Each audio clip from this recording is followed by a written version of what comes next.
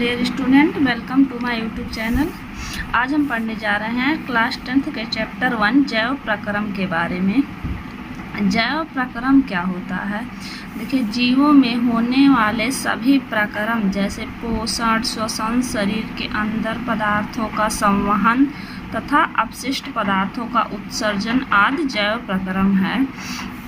जीवों के शरीर में होने वाले सभी प्रक्रम जैसे पोषण मतलब जो हम लोग भोजन प्राप्त करते हैं जिससे हमें ऊर्जा मिलती है। पोषण, श्वसन जैसे वायु को अंदर करना, बाहर छोड़ना। श्वसन शरीर में पदार्थों का संवहन, पचे हुए भोजन का कोशिकाओं तक पहुंचना तथा अपशिष्ट पदार्थों का उत्सर्जन, यानी कि शरीर की पूरी जितनी जैविक क्रियाएं होती हैं सभी को जैव प्रक्रम कहा जाता है।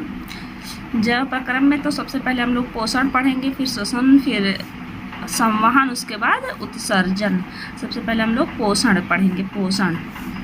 पोषण क्या होता है? पोषक पदार्थों को ग्रहण करके उनको शरीर की कोशिकाओं योग्य बनाने की क्रिया को पोषण कहते हैं। पोषक पदार्थों को ग्रहण करके, पोषक पदार्थ जैसे कार्बोहाइड्रेट, प्रोटीन, वसा, विटामिन्स आदि पदार्थों को ग्रहण करके उनको शरीर की कोशिकाओं योग्य, यानी कि उनका पाचन करके उनको शरीर की कोशिका योग्य अवशोषित करवाने की क्रिया पोषण कहलाती है। पोषण के आधार पर जीवों का वर्गीकरण। पोषण के आधार पर जीव कितने प्रकार के होते हैं? पोषण के आधार पर जीव मुख्यतः 2 प्रकार के होते हैं। पहला होता है स्वपोषी, दूसरा होता है परपोषी। पहला है स्वपोषी।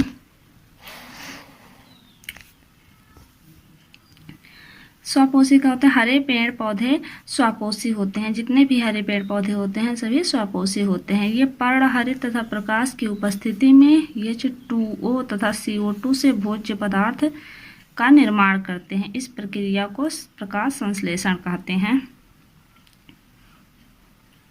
हरे पेड़ पौधे कैसे होते हैं? स्वपोषी होते हैं, यानी कि ये अपना भोजन खुद बनाते हैं, स्वयं अपने भोजन का निर्माण करते हैं। कैसे करते हैं? पर्णहरित तथा प्रकाश की उपस्थिति में। इनके पत्तियों में पाया जाता है पर्णहरित और सूर्य द्वारा प्रकाश पाया जाता है। इन दोनों की उपस्थिति में ये H2O अगर लेते हैं और CO2 लेते हैं।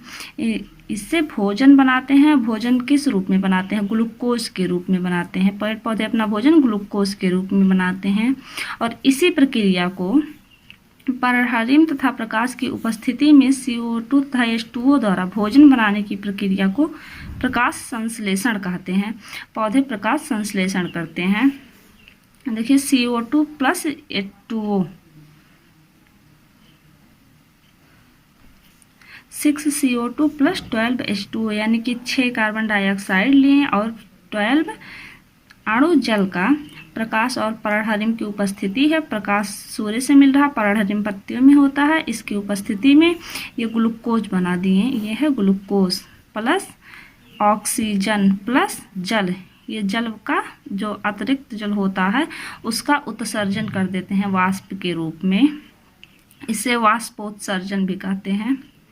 जो पेड़ पौधे होते हैं 12 जल लिए, 6 अणु जल का उपयोग कर लिए और 6 अणु जल उत्सर्जित कर दिए वाष्प में। इसी को वाष्पोत्सर्जन कहते हैं। और 6 CO2 O2 बनाए, 6 अणु O2 बनाए जिसका उपयोग हम लोग करते हैं, और ग्लूकोज बनाए अपने भोजन के लिए। हरे पौधे इस प्रक्रिया में वातावरण से CO2 अवशोषित करके O2 मुक्त करते हैं। हरे पेड़ पौधे क्या करते हैं?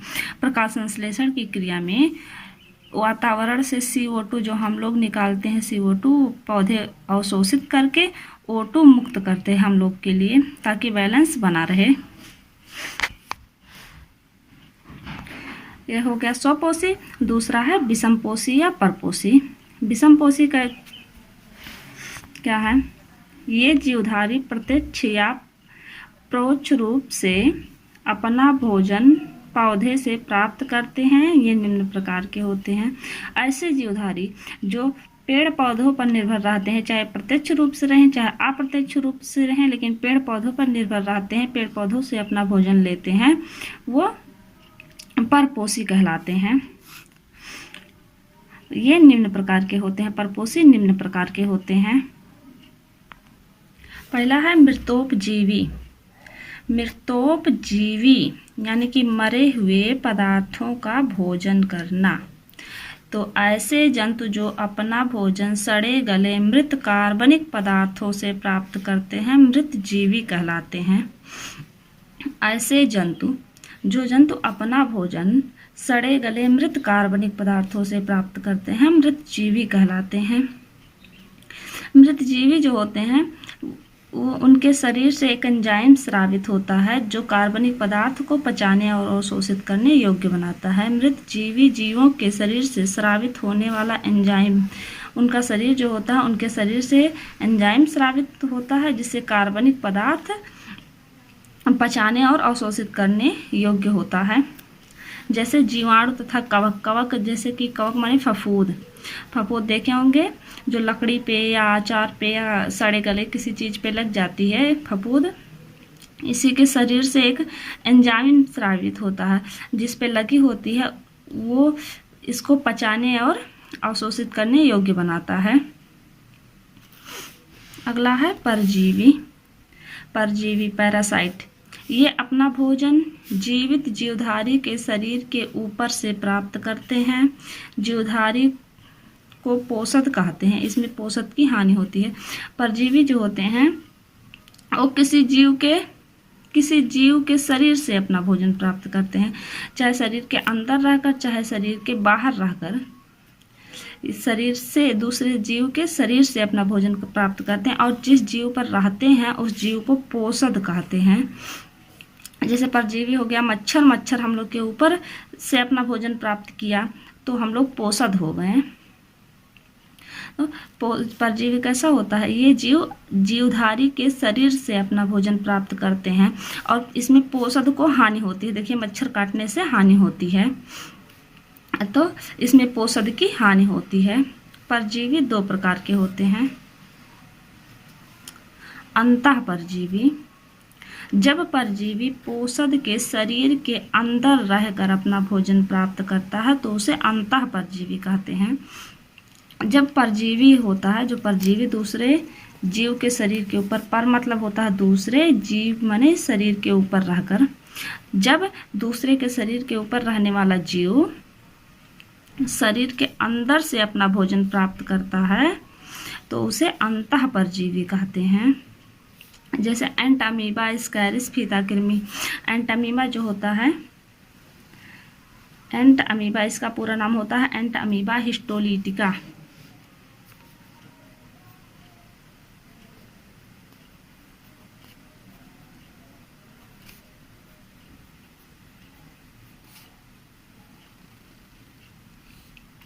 एंट अमीबा हिस्टोलिटिका ये शरीर के अंदर रहता है, पेट में रहता है और पेट में एक पेचिश होता है, अमीबी पेचिश है। इसके रहने से वो हो जाता है, ये अपना भोजन शरीर पेट से प्राप्त करता है। पेट में ऐंठन दर्द होने लगता है अमीबी पेचिश होने से। एस्कैरिस ये भी शरीर पेट आंत में ही पाया जाता है और फीताकृमि भी शरीर में पाया जाता है, जीव के शरीर में पाया जाता है, ये जीव के लीवर में पाया जाता है। तो यानी कि ये जो अंतःपरजीवी होते हैं वो जीव के शरीर के अंदर रहकर अपना भोजन प्राप्त करते हैं। ये बाहर से नहीं प्राप्त करेंगे, अंदर रहकर अपना भोजन प्राप्त करेंगे, इसीलिए इन्हें अंतःपरजीवी कहा जाता है। जैसे एंट अमीबा अमीबी पेचिश पकड़ाता है, एस्कैरिस आंत में पाया जाता है और फीताकृमि जंतुओं के लीवर में पाया जाता है। ये इस अंगों को अफेक्टेड कर देते हैं, यानी कि इससे पोषद की हानि होती है। अगला है बाह्य परजीवी। जब परजीवी पोषद शरीर के ऊपर से अपना भोजन प्राप्त करता है तो उसे बाह्य परजीवी कहते हैं। यानी कि जब परजीवी किसी जीव के शरीर के ऊपर रहकर अपना भोजन प्राप्त करे, जैसे जुआ आप लोग देखे होंगे, जुआ शरीर के ऊपर रहकर अपना भोजन प्राप्त करता है। जोंक होती है, जोंक शरीर के ऊपर रहकर अपना भोजन प्राप्त करती है। मच्छर जो होता है, मच्छर कभी अंदर पेट में नहीं पाया जाता है, ऊपर से अपना भोजन प्राप्त करता है। जुआ भी ऐसे है, जोंक भी ऐसे है।